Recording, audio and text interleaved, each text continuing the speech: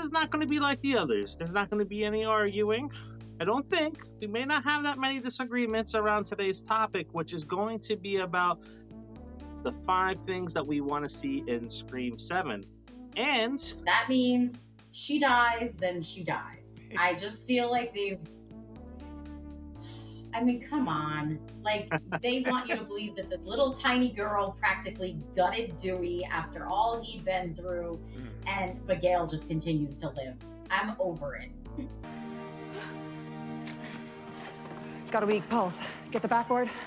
We need to move. The story arc for Gail is over. It's time to send her off into the sunset. And my whole entire list could have been just made up of, let's tie up the loose ends. Let's stop teasing certain things. Yeah. Let's finish character stories and go that way. Yeah, I mean, it's because whenever 6 came out, I'm like, okay, this is going to be the movie that Gail is back in form from Scream 2 and 3 and 1 and 4 even. Like, this is going to be the old Gail, right? She's feisty, fiery. She's in the mix. Guys, I was like, come on, man. Whether they go their separate ways, whether people are getting killed, I need to see that core 4 shaken up. And killing them off is one of the easier ways to do it, but also turning one of them into possibly Ghostface is something that none of us would see coming. And there's motive, and there's been plenty of story that's been laid out for several of these characters to be it. And let us not overlook that before Quinn revealed herself, they thought it was Mindy. If it's you two, that just leaves Mindy. What does that say about their unity?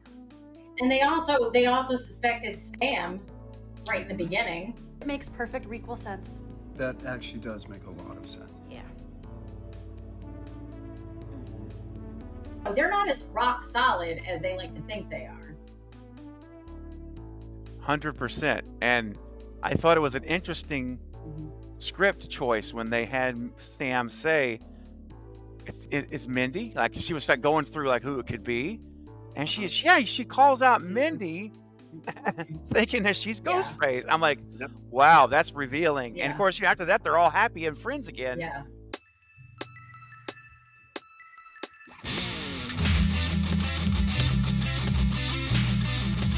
I am inevitable.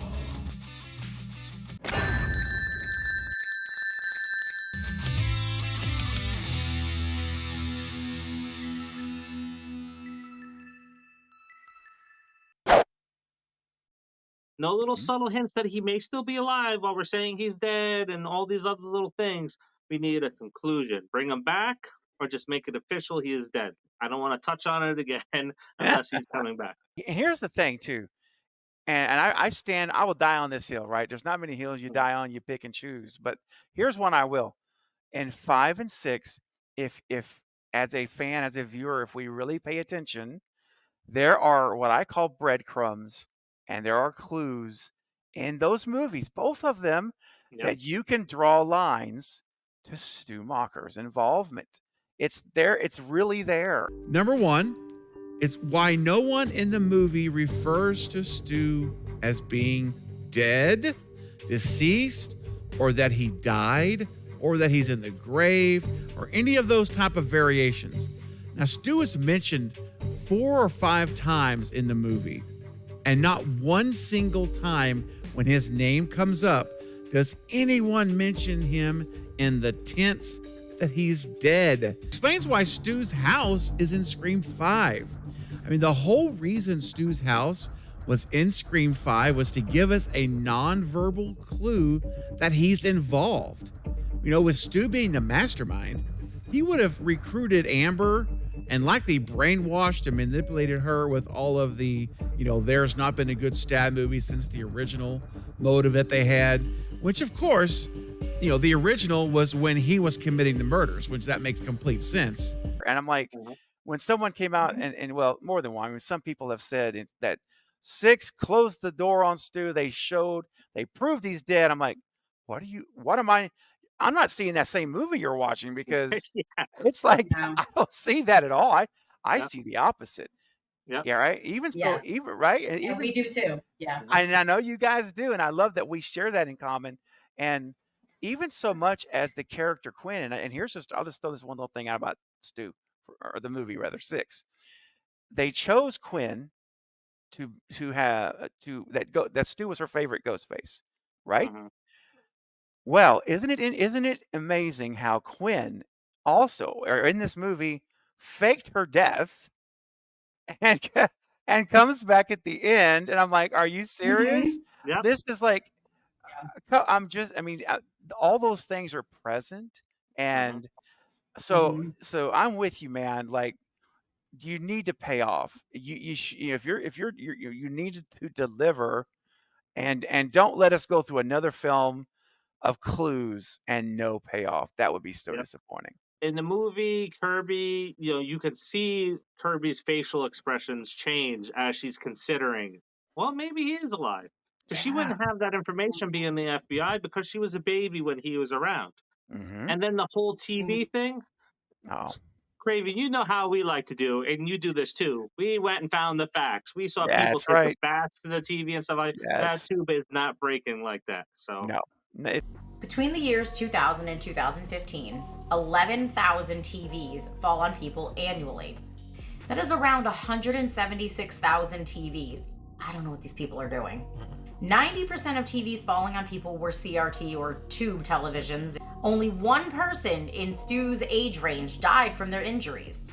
This evidence shows that Stu could have survived a TV falling on him. The TV is smashed in, and unless Stu's head exploded, that would not have happened. In fact, if you take a baseball bat to the tube, it will not break, nor with a sledgehammer. Dropping the TV tube down will not even shatter it. Now see, this TV was damaged after it was recovered from Stu's house, and the only reason that would be done is to help create evidence of his death. It's not happening at all. Statistically, it's compelling and overwhelming that would not kill an adult. That is so rare that it would Yep. kill someone that's an adult. And yeah, and I will add one last thing about when we're talking about the TV. A lot of folks have come out and said, see, they threw the TV on Ethan to prove that killed Stu Macher. And I said, man, James Vanderbilt was interviewed. I did a video on this way back. I can't remember the title of it, but he was in an interview. I read it myself. He said that scene with the TV was not intended to have any commentary on Stu Macher. He said the only reason they did that scene was because they had written a line that said, I've seen that in a scary movie before. And him and Guy were like, what can we do to make that? Because we will love this line. What can we do to make sense? And they came up with the TV. And that is the story. He said, that's it. There's nothing more to it. Yeah. The That's TV it. killed Ethan, not eating the knife did, right? Yeah, that had no effect on him whatsoever. No. No, not at all. Come on, man. And just like one last thing on the TV thing, also with the not killing an adult.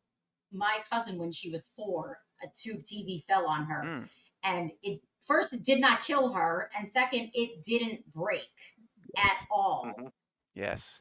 So she had a couple of scrapes, because a TV fell on her, and they're heavy. Sure. But those tubes don't break. Yeah. They're really hard to break. That's right. And remember this too. The height, we actually did the data on it, and the height of that TV stand is 3 to 4 feet off the floor. It's not dropping from a 2-story balcony. Yeah. I mean, I tell you, we're locked in sync. We're in sync, guys. And I'm telling you, 3 to 4 feet. I mean, that is not like, and I said, if you dropped it from a 2nd-story balcony and dropped it, okay, now it's a different story. Yeah. 3 to 4 feet, literally, it would hit you and bounce off. And might I add, because I will, Stu Macher had his hands up on both sides, embracing the fall of the TV. And last thing, yes, right? And I talked to Matthew Lillard's stunt double, who was Alan Robinson, who was actually the one that the TV fell on in Scream. And he said, Wes Craven told him, in this scene, you're going to be electrocuted. He never said die. He never said you'll be dead. and he said it leaves it wide open to the outcome. And that's the guy who actually was the stunt double for Matthew in that scene. So, Yes. dude, Yes. it's Yes. powerful stuff. Yep. The last time that I met Matthew Lillard, I actually said to him that we had like this whole theory about how Stu survived. And I said to him, I was like, you know, did you die? And he's like, no, I didn't die. So Nope. That's right. And listen, if he was alive enough to be hired to come back in Scream 3 to be the killer and got a paycheck, and he was never in the Yeah, movie, he got paid to be in the movie. exactly. Obviously, he was alive enough to come back then. So, what's Yep. changed? Yes, exactly. Yes, exactly. I don't know where he's at. Maybe he's in a mental hospital, you know, because he's a Looney Tunes. I don't know. But he's alive. And I'll even go so far as to bring another Easter egg that, you know, maybe I'm reaching. But in the new movie, Five Nights at Freddy's, we have Matthew Lillard. We all know what his character is or what he becomes. And there is a scene where he wipes a knife like that, just like Stu Macher does. Man, he's teasing us, literally, in a different movie. He's teasing Right? us. That's what I said. I'm like, oh my God. Oh, man. And what great timing for him to return to horror as we're getting ready for Scream. And if this movie does as well as I think it will, Five Nights at Freddy's, this could catapult him back into the mainstream horror for a new generation that's going to see him. And now you've got a Jenna Ortega situation type scenario again, potentially, where Matthew Lillard, that's the Five Nights at Freddy's villain, right? We got to go see it. I'm telling you, the marketing could be there. Of course, they probably would keep it a secret, right? They would probably keep it a secret. I'm sure. But just imagine once the word gets out that he's in it, then boom, you get an uptick. So, yeah. So a couple of the ways we've discussed and how we would like to see it, we're almost going to see a little bit of a tease, maybe even like a test run. So people should be paying attention for it in Paramount. So It's a Wonderful Knife brings us a white-robed, white-masked slasher. Beautiful. And if we're going down the cult route, the cult leader always wears a robe that is distinct from all the other Ghostface. So we finally get our white-robed, white-masked Ghostface. And if it's in Seattle, the blood on the robe, the blood on the snow, oh boy. Yeah.